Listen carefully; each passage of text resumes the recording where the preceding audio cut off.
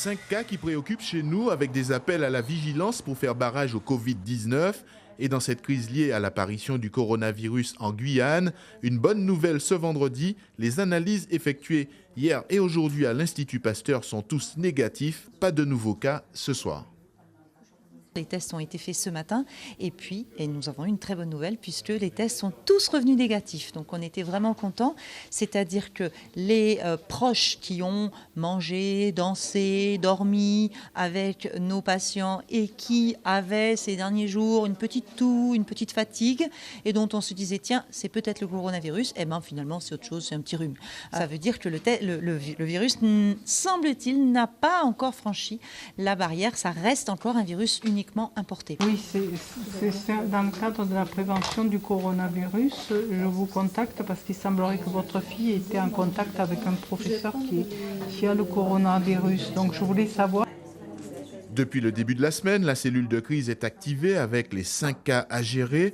Les autorités sanitaires multiplient les contacts après avoir reconstitué au plus près l'agenda des 5 personnes ayant importé le virus sur le territoire. Des consignes sont passées avec des recommandations d'usage et puis il y a les contacts téléphoniques avec les personnes ayant été au plus près des porteurs du virus. On leur demande s'ils se sentent bien, d'abord s'ils ont un peu de fièvre, s'ils ont quelques symptômes. Lorsque c'est le cas, on essaie de les rassurer, on essaie de savoir à quel moment ça a commencé pour essayer de surtout les rassurer, oui. Et on essaie de savoir s'ils peuvent s'isoler, s'ils peuvent rester pendant les 2 semaines qui sont prévues là, sachant que ce sont des cas contacts. Parce que quand je leur dis il faut s'isoler, oui mais je peux sortir, non, il faut s'isoler, il faut rester à la maison, mais je peux aller, non, il faut rester...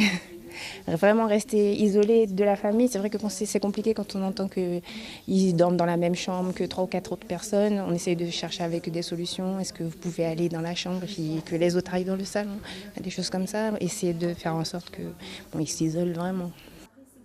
En 24 heures, plus de 150 personnes ont ainsi été jointes directement par les personnels de l'Agence régionale de santé. La mobilisation devrait être maintenue pour tenter de joindre notamment encore des parents d'élèves qui n'ont pas pour l'heure répondu aux appels de l'ARS. Suivez l'info sur Guyane la Première, télé, radio et Internet.